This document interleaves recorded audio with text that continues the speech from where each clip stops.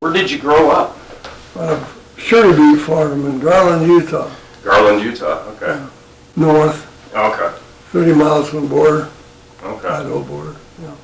Civil Air Patrol before the war. Okay. I flew that in northern Utah. Okay. And the other one is military wings. They asked for volunteers to train in the RAF. And I volunteered, so I got my wings first to the RAF. And then after I finished the RAF pilot training school, they sent an Air Force check pilot, give me a check ride. Yeah. And that was easy because the RAF training was tougher than the American training. Oh, really? Yeah. How was it? Why was it tougher? Well, it was more detail, more navigation than the Americans got. When I went through flights training school to start with, when I first entered the Air Force, they asked for volunteers to train with the RAF to teach them English. They have their training base in the States. Their training bases in the States. Okay. And so they wanted some Americans to train with them, but the British had a little more demanding in the flight school, and so they asked, I had a pilot license already that I got from FAA. Okay.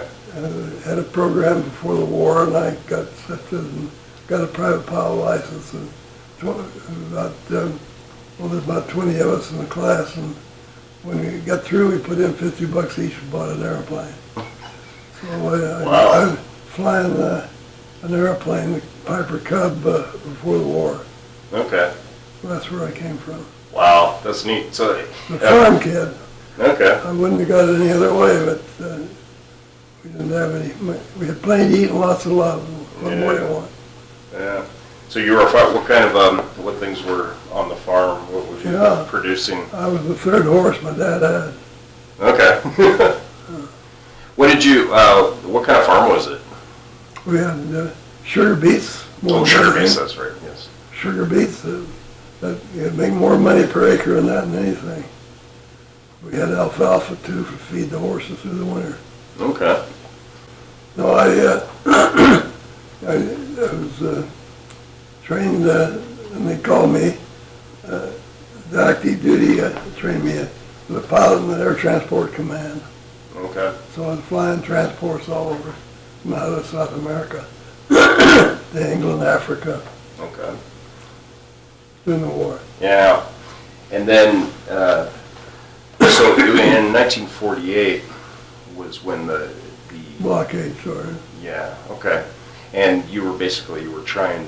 I was in Mobile, Alabama, flying foreign transport outside of there. Okay. And I volunteered to fly the airlift. All right. And that's basically you were trying to get food into Berlin. Keeping 2.5 million people alive by air alone. Wow. Soviets cut off all their food. Do you think the Soviets were was it a petty thing, or were they just trying to? Well, they got a really rough go of the Germans. The Germans overran them and were ruthless with them. Yeah. So there's two sides of the story there. Yeah, that's true. So the Soviets were not giving the Germans much slack. Yeah. Yeah, they were unhappy, clearly. Yeah, well, they tried to overrun them, invaded Russia. Yeah. No, that's true, and so they were really bitter by that time. Yeah, there's a lot of bitter stuff going around. Wow. So I read that you ran across some kids when you were. Yeah.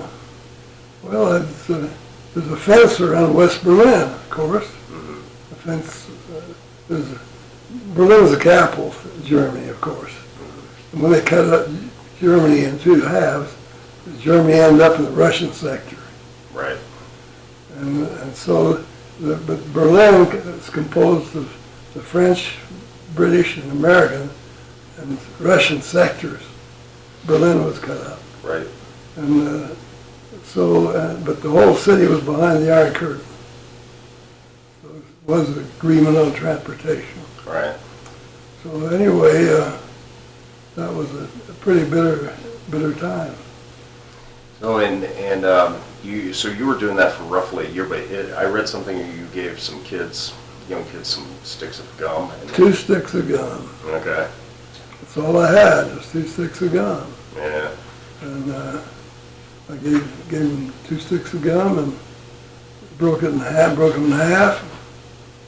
And the kids got it, and they didn't have any. And they very carefully unwrapped the half stick of gum. Yeah. And put that in their mouth, and their eyes got big. They hadn't had any for years. Wow. And what for half a stick of gum? I thought, holy cow, a couple of bucks to put on Easy Street. So that's how it started. Yeah. And I told them that come back to the fence the next day, and I'd have some stuff for them. So I bought all I could buy out of my ration card, Okay. and gave them a whole bunch of stuff. Wow. And so there So was then- probably 4 times as And many. as soon as my ration came open again, once a week, so I could buy, Americans could buy stuff so much a week, that's all. Right. And then when it came, I gave them some more. And it just kept getting bigger and bigger. And people got worldwide news on the candy companies. John Swersey, a Highland candy company, said we'll send you all you can get, all you can drop. Yeah. So we dropped over 20 tons, me and my buddies, in the next 6 months. Wow. And it was all different. You were making parachutes, I understand. Yeah, well, we didn't have time to make that many parachutes, so the people in the States, Boy Scout groups and everybody else was tying up parachutes with strings on it. Yeah. Before they even Yeah. came to you, that's okay. Then sent them over. Wow. So we were flying full time, of course. We were flying more than 12 hours a day when it started. And it was a pretty dicey operation. Yeah. What was the Soviet attitude? I'm sure they caught wind of. I can't hear you. What was the Soviet attitude about you dropping candy? Well, they weren't very happy about it. Yeah. They really took exception to it. Yeah. They put out all kind of propaganda about how bad it was, and it might be poisoned, and all kind of stuff. Right. Well, it hit them where it hurt. Yeah. It was a big deal to get their parachutes coming out of the sky, land in your backyard with Yeah. candy bars that they had zero and hadn't had any for a couple of years. So what do you think that was? No, for sure. Yeah, that was I didn't have any idea about that, but when the kids didn't beg for it, when I met them at the fence that day, I'd finished my round trips and came back to the fence and talked to the kids through the fence, it was so unbelievable to me that these kids hadn't had any for a long. Not one of 30 kids asked me if I had any chocolate. And so you were really impressed with their attitude. Well, overcome. Yeah. During the war, I'd flown in all over the country, in England and over, and kids in all these countries that had some chocolate. Kids that chase Americans. Right. Americans be able to buy quite a bit and take it in their pocket and give the kids everywhere. Right. And the kids appreciate it so much.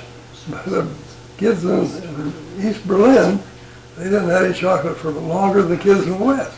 Wow. And that was an amplifier. Wow. So to be walking to school, an overcast day, and all of a sudden out of the clouds came a white parachutes full of candy bars. Yeah. Was something of a surprise. Yeah, sure.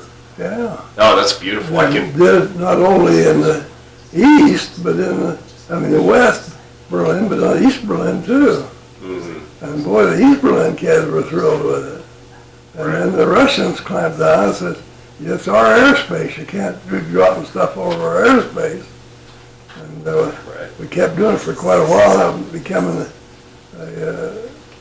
political matter, and so they said, you better stop dropping over the east. Right.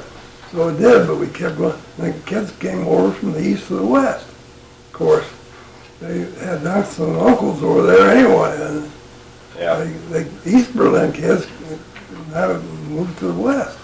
They didn't move, they went over there. They weren't dumb. Yeah, yeah, they followed to where their parachutes were dropping. Sure.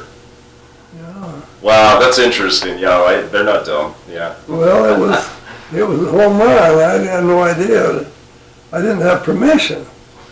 Okay. Because when I met these East Berlin kids in the evening, and I told them I'd drop it tomorrow, so we could connect with the same kids. And so I didn't get permission. Yeah. Well, I thought I was going to get court-martialed for a while.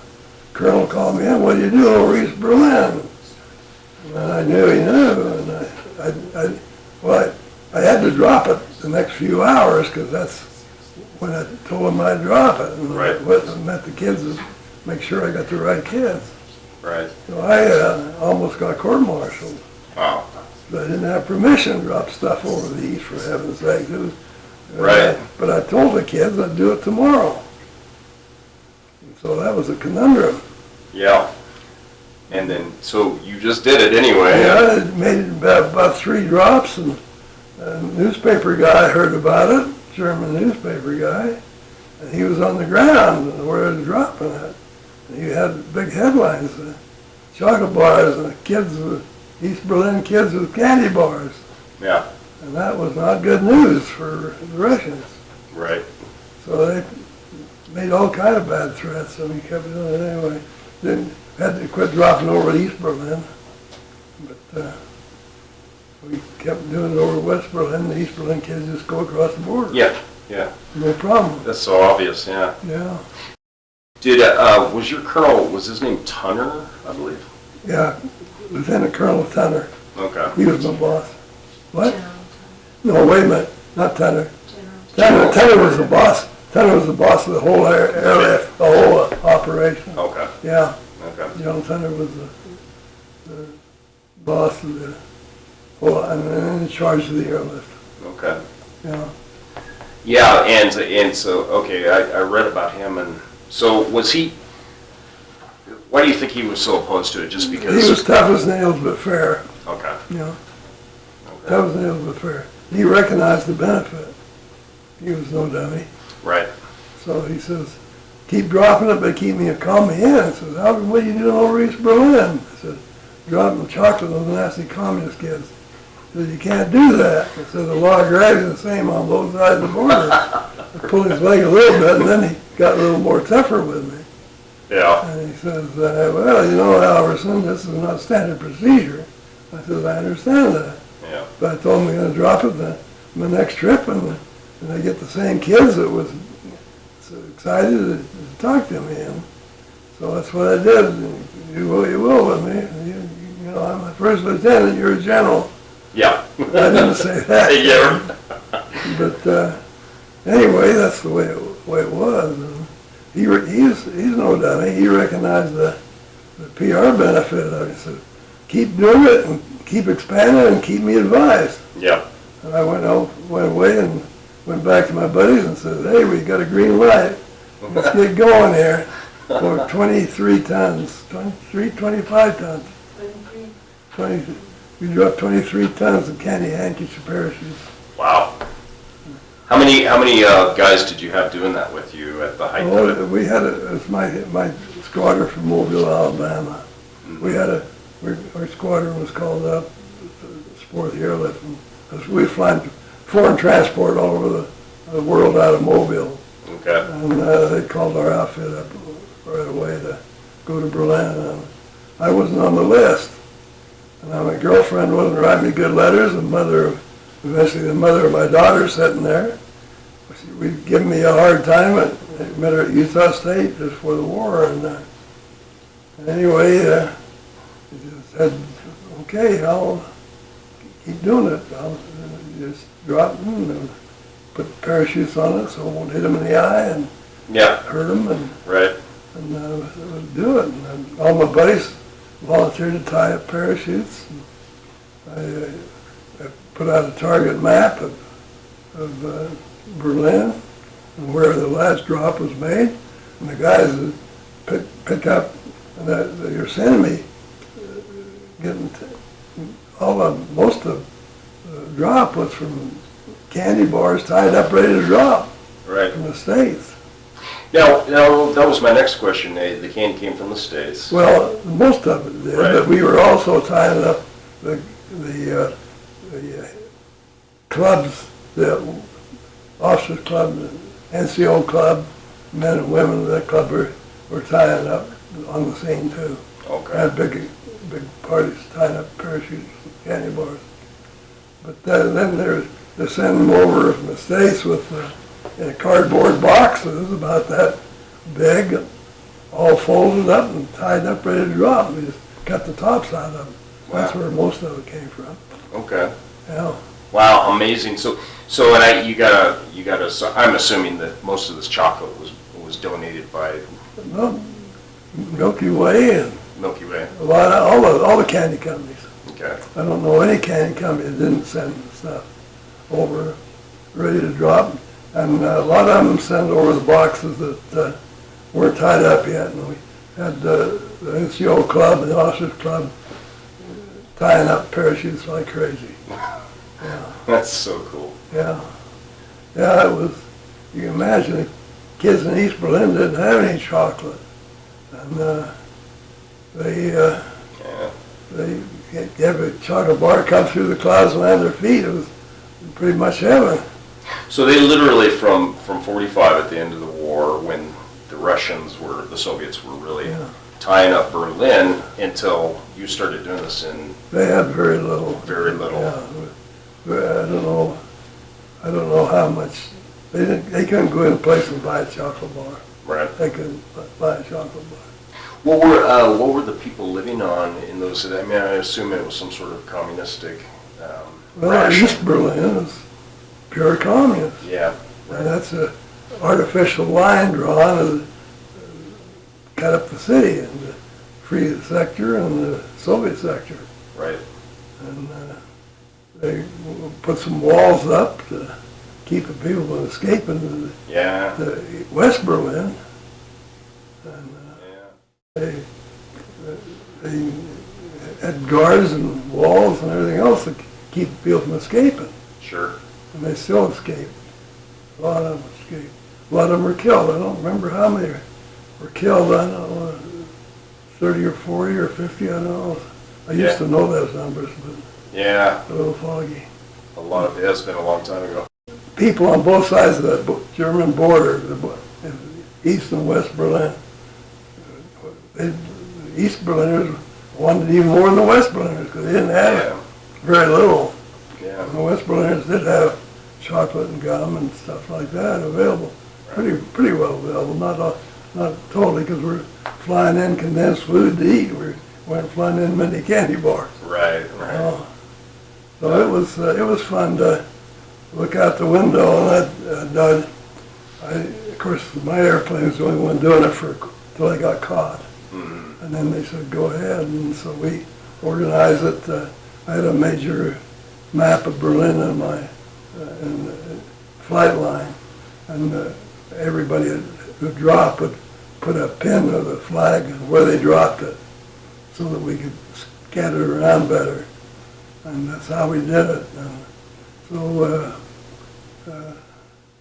it was fun to see those kids chasing the Yeah. like crazy. No, it's a wonderful story. And I have a question about that. How accurate could you be with the technology that was Well, available? at that altitude, very accurate. Yeah. We were only 800,000 feet at the most. Yeah. And of course, the wind varied.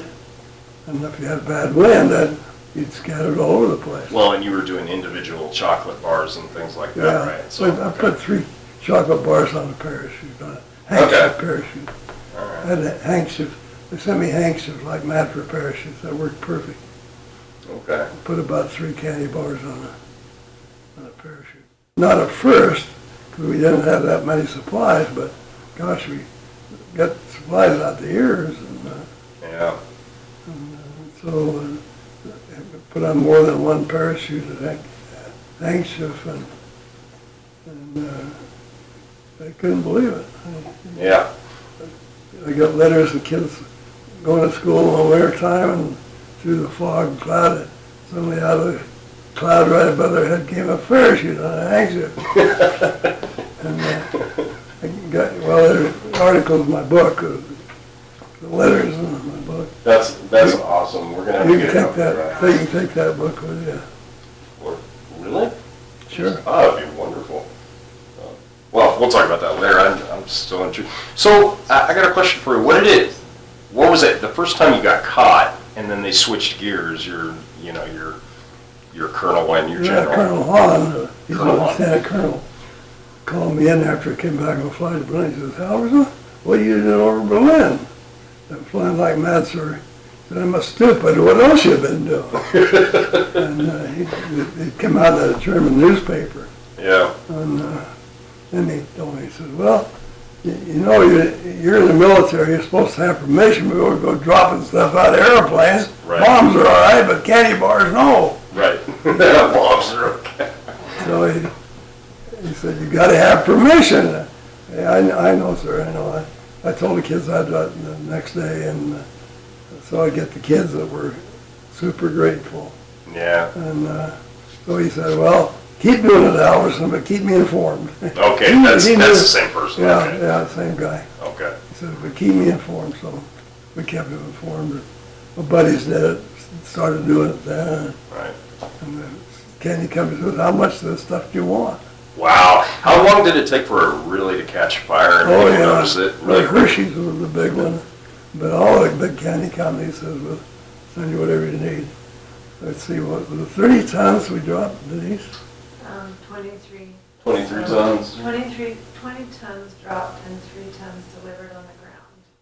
Yeah, that's Hospitals right. and Okay. Yeah. orphanages.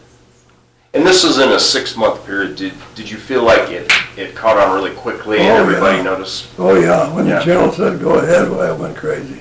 Yeah. Yeah, and the candy company says, where do you want it? And we'll send it. Oh man, it's the best advertising in the Yeah, world. yeah. Yeah. Right. So we had no problem with that. Yeah, he says, just keep me informed, and we blasted him. Oh, that is amazing. I would love to have seen those kids. You know. We flew the airplane, fuselage of the DC-4, DC-54. The east side of the fuselage, the back, where you put the cargo, there's 2 escape hatches on the east side, in case Yeah. you have to crash it, and pull the escape hatches out and jump out with a parachute. Jump out the back. Yeah. Yeah, so there are 4 big, well, about this wide, about that square, 2 on each side. We flew those out all the time to pull out the flower dust, keep them jammed and controlled. Yeah. So all they do is go back there and pop the box up there and hang on to the box. Lose the cardboard box sometimes, but that Yeah. comes down pretty slow. Oh, it was a little fun. And you did a lot of flying after this period too. You Oh, yeah. all over Europe, I Oh, read, yeah. for about 24 years or so. Well, no, I went back to Berlin as a commander temple for 4 years. Okay. Denise was that commander temple off 4 years or 5 years? 4. 4 years. 4 years. Okay. 4 years. The usual term was 2 years of commander temple, but that was many years later. Okay. Kids were old enough, and every kid got a parachute you wanted to thank me for. Yeah. And some of them got several parachutes with 3 or 4 candy bars on each parachute. Yeah. Well, and I was reading, I found some old newspaper clippings on this website, but yeah, it sounds like you retired in '74. Yeah. Okay. Yeah. But yeah, they were still really talking about this stuff yeah. in the Oh, 50s yeah. and 60s. Yeah, the kids, the Berlin kids, the high school kids came over after I was out of the Air Force.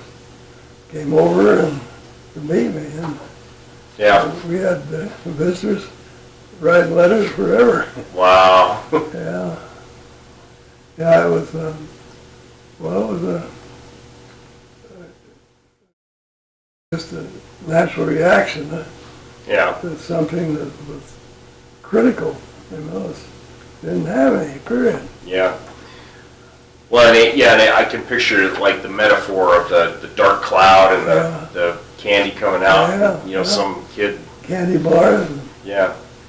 free and Candy from heaven or whatever, manna from heaven. yeah, manna from heaven, is Sure. what we called it. And so it was a win-win situation. Wow. And, the reaction of the kids, the letters, the book I give you, I have a lot of letters in them. Yeah. The kids, gives you the tone of it. That's amazing. So when did you have your book published? Was it Verizon publisher in Provo.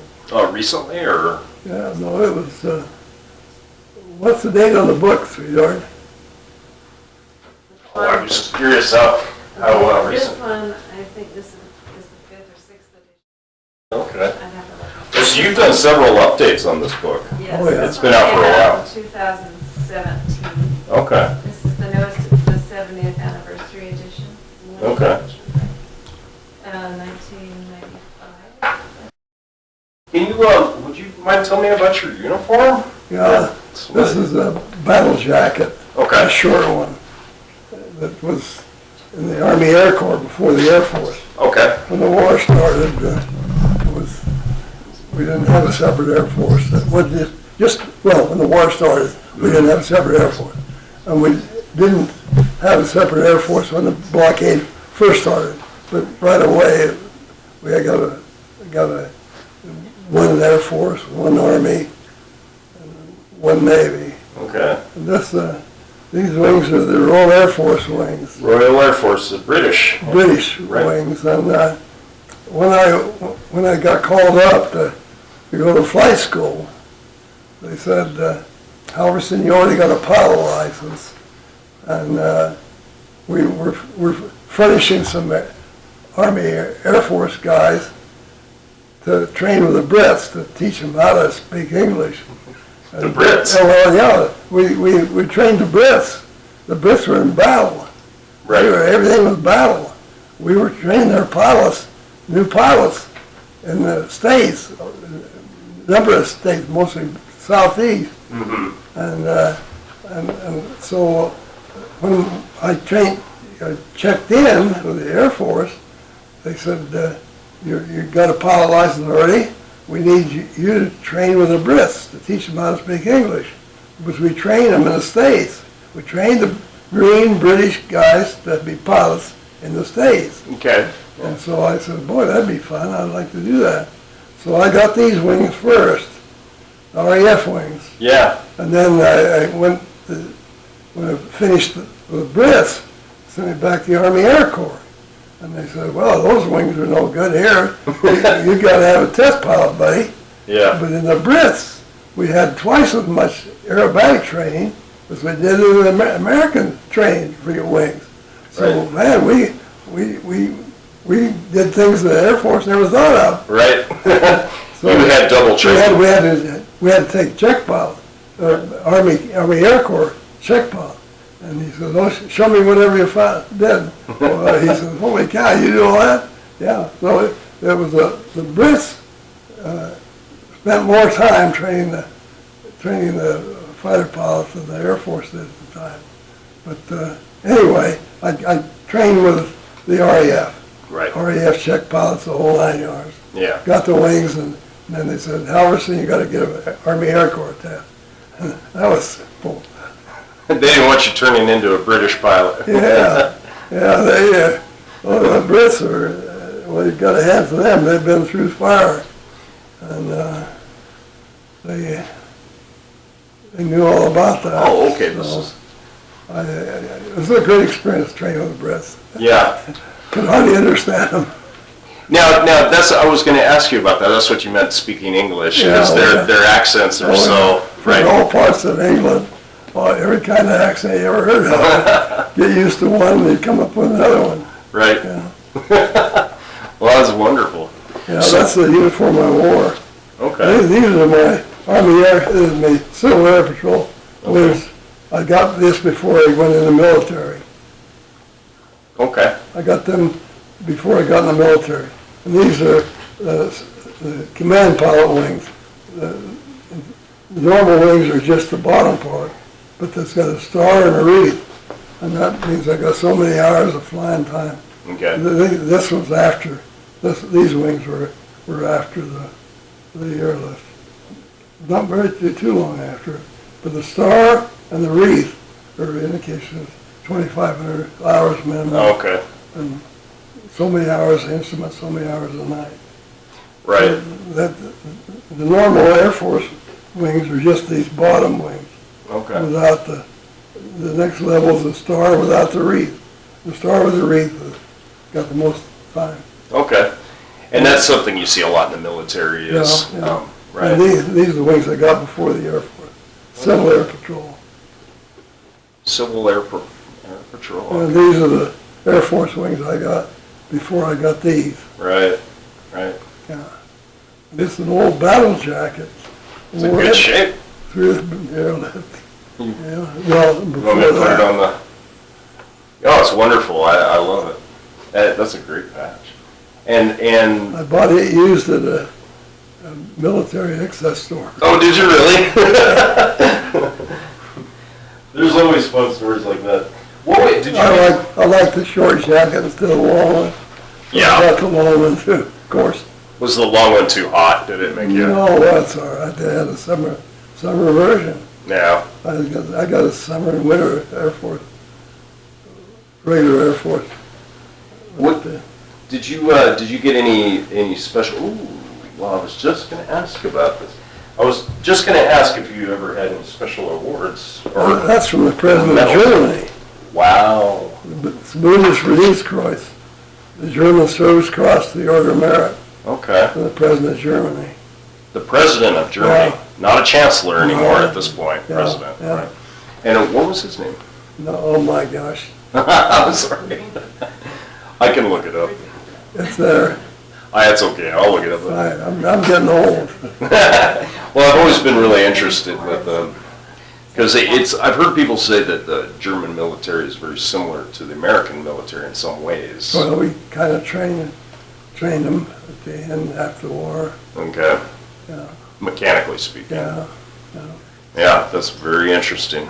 And what is the name of this? It's not. The Bundesverdienstkreuz, the Okay. German Service Cross, the Order of Merit. It's got the proper nomenclature in the book. Okay. You got a picture in the book. Now, was this because they were so impressed with your service Yeah, with the candy yeah, and the food yeah, and oh, everything? yeah. Yeah. Changed the attitude. Yeah. Candy to the kids is just the big thing. Yeah. The extra candy bar when they hadn't had any in Berlin Yeah. for a long time. Right. And then to have it coming out of the sky free, holy cow. That's just wonderful. Yeah. Yeah, you can't believe the letter. Well, you read some of the letters I Yeah. got from the kids in there. That's amazing. Yeah, and I think it's hard to underestimate how powerful Oh, yeah, contrast. contrast. The contrast was incredible, besides the idea of free candy coming out of an airplane in the sky. Right. See, those parachutes that blew beautifully. We flew with the escape hatches out, Yeah. and both sides to keep the flour and coal dust from jamming the controls, the dust from it. And fly with those, you can't see the hatches on that airplane, I don't think, but there's two escape hatches about this big on each side of the fuselage. Mm-hmm. And so if you lost the engines and you're going to crash, you pull those things out first. When you crash, you can get out of the back doors were jammed. Right.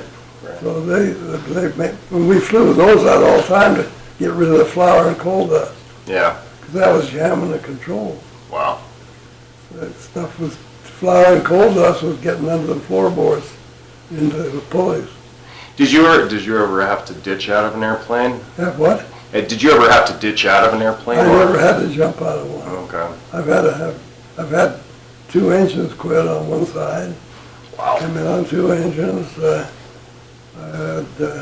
And the airplane will do it. It lets us fully loaded, you're going to be coming down. Yeah. With 2 engines out, about 500 feet a minute. Yeah. And, but I've lost a couple of engines on the 4-engine airplane, but I've lost 1 engine on a 2-engine airplane for a little while. But those airplanes are designed to fly on 1 engine with a partial load. Okay. Well, 54 won't fly on 1 engine with a load. But not a full load. No, he's coming down. Yeah, He's right. coming down with 2 engines out. Right. If you got a full load. Right. It'd be more gradual, you know. If you had two, like the 2 engines you said went out on one, I've always wondered, would that just throw your plane out of? Oh yeah, especially with an outboard motor. An outboard is further away from the center line. Right. And if you just done one, it's tough. Hard to, you have to fly 1 wing low. The dead engines, 1 wing low to keep going, and you can't do it on 1 engine with full load.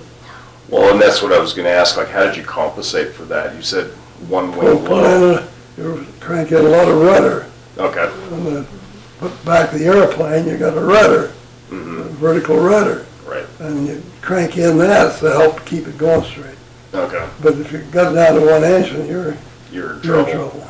Wow. And those things are not designed to coast. They're not a glider. They're not a glider, right? So that you got the big heavy motors on the front that's going straight down. Coming down. Wow. Yeah. But I've never lost the 2 engines at once. I've lost 1 engine a number of times. We'll flying on 1 engine, even with a pretty good load with a lot of power on 3 engines, but you're coming down gradually. You know, and I, you know, because you're a pilot, I have to ask these kind of silly questions. But would you say, like back in those days, was that really a good thing, like an advantage compared to modern airplanes? If you had 4 and 1 goes out, you can still. Oh yeah, that's why I love 4-engine airplanes. Yeah. Okay. Okay. Yeah, I trained in the fighter airplanes with the Royal Air Force when they sent me back to the Army Air Corps, and they needed transport guys. Yeah. Right. So I was a little disappointed there because I was trained to be a RAF fighter pilot. And, Yeah. but when they needed transport pilots more than anything when we got through their training. Yeah. So I ended up on a 54. It's a good airplane. I didn't ever feel bad about flying in it. What kind of horsepower did those motors have? 1,250 each. Each. Wow. Yeah. And how heavy were the airplanes with a full load? 70,000 pounds.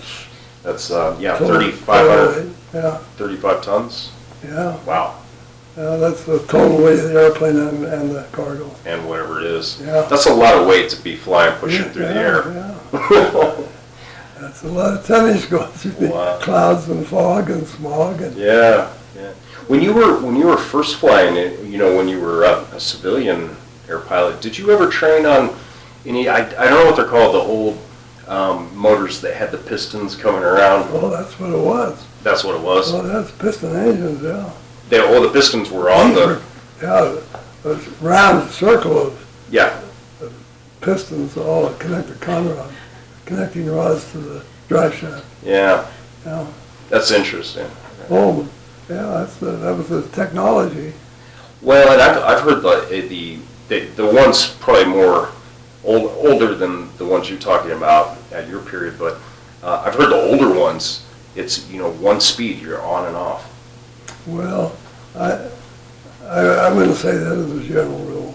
The C-47s were flying the commercial airlines, Yeah. twin-engine airplanes, and they had all variable speed props, variable pitch on the propellers. And so if you lost 1 engine quit, you just feather it, hit a feathering button, and it'd drive the propeller around so they all into the wind. Just like that. Slice straight in the wind. All right. That's what you call feathering the engine. Okay. And hit that feathering button, and up in the top of the cockpit, just hit that red button, and when you got to cut the engine off with the other hand, and that turns that prop blade and it goes straight into the wind, Yeah, and that cuts way down on the drag. right. If you didn't do that and it was going like this windmilling, you hardly control the airplane. Yeah, But you feather it and it goes sideways into the wind. wow. And it cuts way down on the control problem. That's the Okay. first thing you do is hit that feathering button, pull a mixture control off, shut down the engine, and I've done that many times. Yeah, kind of almost a break a little bit. With a 4-engine airplane, it's not much sweat. 2-engine airplane is not too bad because it's designed to fly on 1 engine with a moderate load. Okay, But you got to pull a lot of power on the good engine. yeah, You know, you do a lot of training on that, flying with yeah. reduced number of engines. How was it so, there was so much more training in the RAF? Was it, Well,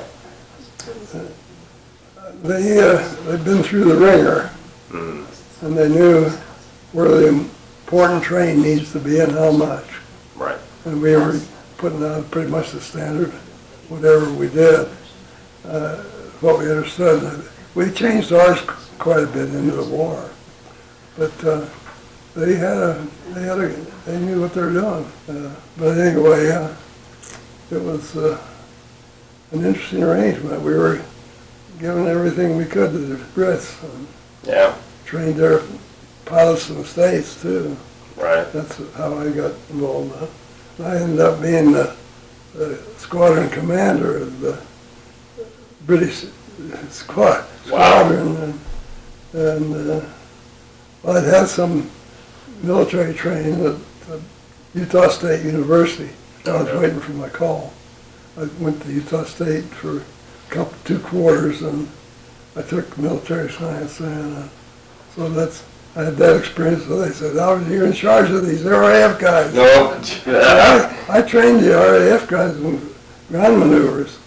Yeah. I was the squadron commander of that bunch. that's crazy. Yeah. With that amount of college. Yeah, because I had that previous training at Utah State. Which was only like 2 And, classes you or see in the something. book there, I'm standing in front of all these guys. By the time you came back to cross-train, you were well-trained. Yeah. Oh, that's fantastic. Yeah.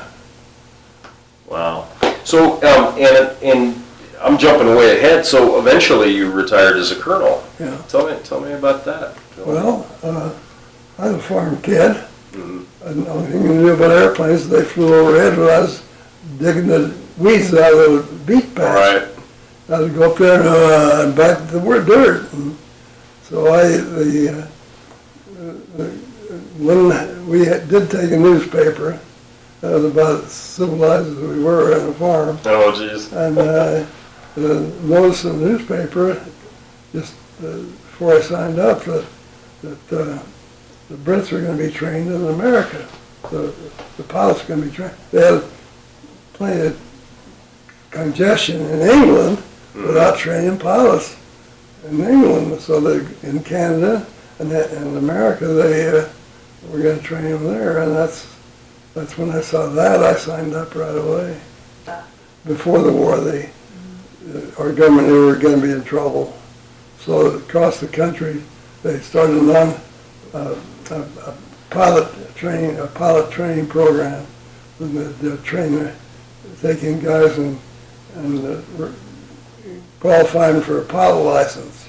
Okay. But you had to pass a bunch of tests. And so when that came out, I was at Bear River High School in Tremont, Utah. Right. And, Okay. I thought, man alive, I studied everything. I got a scholarship right away to get a private pilot license before the war. Okay. So 10 of us in Utah got there were a lot of kids in Salt Lake. We just had a couple of kids from northern Utah. And I got one of those, and so they had a pilot training program for 10 of us in the first group in the state of Utah, and we trained with a civilian pilot instructor and this Piper Cub, a yellow Piper J3 Cub, Okay. and a 65 horsepower engine. Wow. And so I got my pilot license before the war, And I flew some missions as a civilian, observation missions here and there, just in the States, Yeah. in the western states. But so I had that license. 10 of us had that before Pearl Harbor. We put in 25. How much? How much to put in? $250 each. $250 each and bought an airplane. Yeah, that's 10 of us. the The old yellow Piper Cub shoot, I'm almost at that. ran. The engine ran well. Yeah. 65 horsepower. How old was that airplane at the time? About 10 years. 10 years old. Yeah. Okay. Yeah. It was the least expensive airplane you could buy. New anyway. Wow. So we were pretty fun and had a pretty good time with that airplane.